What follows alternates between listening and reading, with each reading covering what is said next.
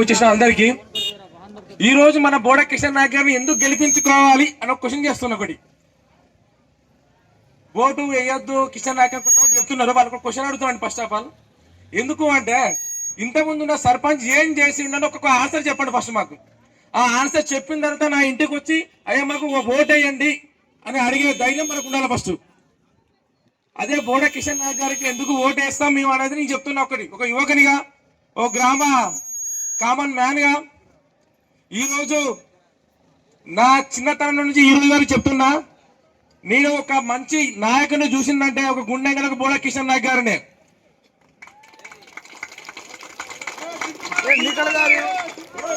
ఈ రోజు మా నాన్నగారి పేరు కందిక స్వామి గారు, కందిక బోడ కిషన్ రామ్దాన్ గారు.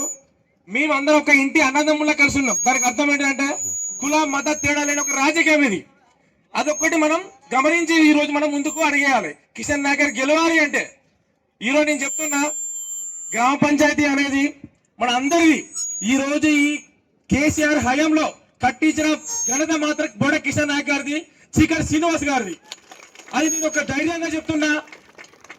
మన ఊరు కాంగ్రెస్ నాయకులైతేనేమి బోడ కిషన్ నాయక్ గారిని వ్యతిరేకిద్దాం, ఆయనను ఏదో చేద్దాం అని అనుకున్న నాయకులు చెప్తున్నా. ఈరోజు ఈ యొక్క బొడ్రాయి నిర్మించిన ఘనత మాత్రం ఖచ్చితంగా మన అందరిని ముందు పడవ తీసుకొచ్చి అందరిని మోటివేట్ చేసి స్వామి గారు, కట్టయ్య గారు, కిష్టయ్య గారు, చీకటి శ్రీనివాస్ గారు ఈ యొక్క బొడ్రాయి నిలబెట్టింది మాత్రం బోడ కిషన్ నాయక్ గారి నాయకత్వంలోనే.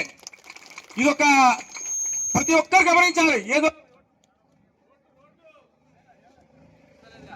నవీన్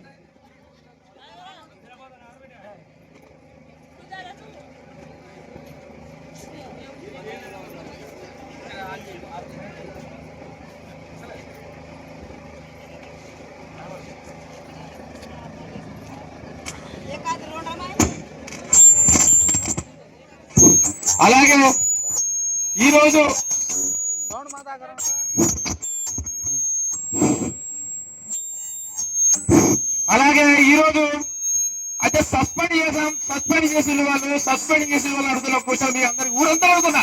ఒకటే ఆన్సర్ చెప్పాలి. ఒకటి నాకు సస్పెండ్ అనేది బోడ కిషన్ నాయక్ చేపిస్తాడా? మీరు చెప్పండి. ఒకటి చేపిస్తాడండి.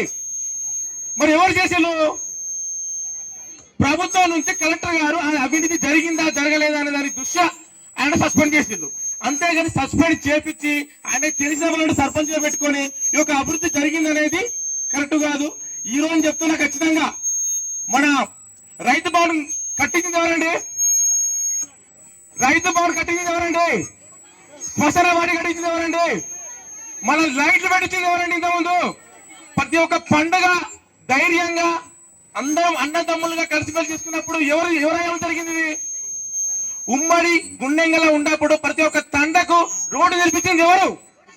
ఇది ఒక గట్టిగా మనం అనాలి. ఎందుకు అంటే ఈ రోజు వాళ్ళు చెప్పే మోసపూరిత మాటలకు, వాళ్ళు చెప్పే అబద్ధ మాటలకు మనం ఖచ్చితంగా ఇది ఒక ఆన్సర్ చెప్పాలి. ఈ రోజు నా ఇంటికి వచ్చిన బిడ్డ మరి ఏం చేసినావు అడిగి ఎవరండి? ఒక్కరైనా అడగాలి. ఈ రోజు అడగాలి మనం ఖచ్చితంగా.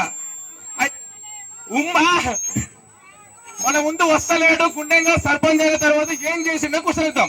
ఈ ఊరు గ్రామంలో ప్రతి ఒక్క ఉమ్మడి గుండెంగా తండలలో రోడ్లు వేసింది ఎవరండి? రోడ్లు వేసిన ఘనత మన కిషన్ నాయక్ మాత్రమే.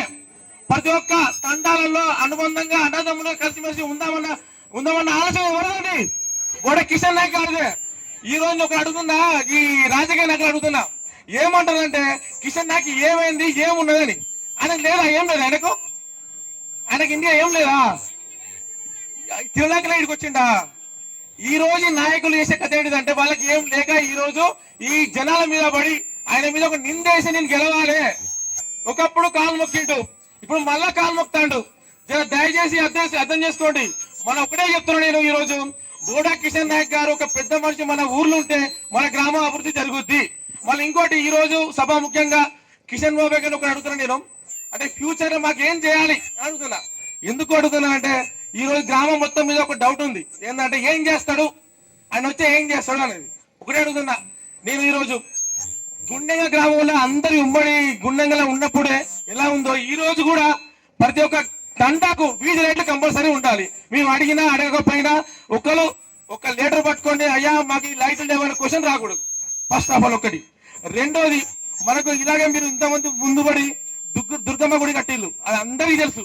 అదే విధంగా మనం ముత్యాలమ్మ గుడిని కూడా పూర్తి చేయాలి మీ యొక్క అండతో, మీ యొక్క నాయకత్వంలో. అది మాకు కోరిక.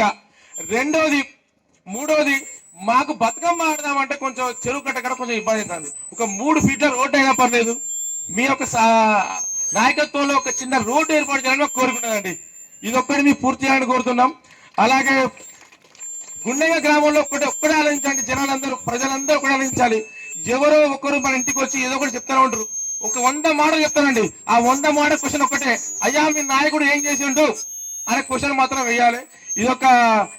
ఇదొక మాటను మీరు ప్రతి ఒక్క చిన్న వ్యక్తికి కాదు, పెద్ద వ్యక్తికి కాదు, ప్రతి ఒక్కరు తెలియాలని కోరుతూ, మన అమూల్యమైన ఓటు ఉంగురం గుర్తుకు ఓటు వేయాలని కోరుతూ, జై హింద్.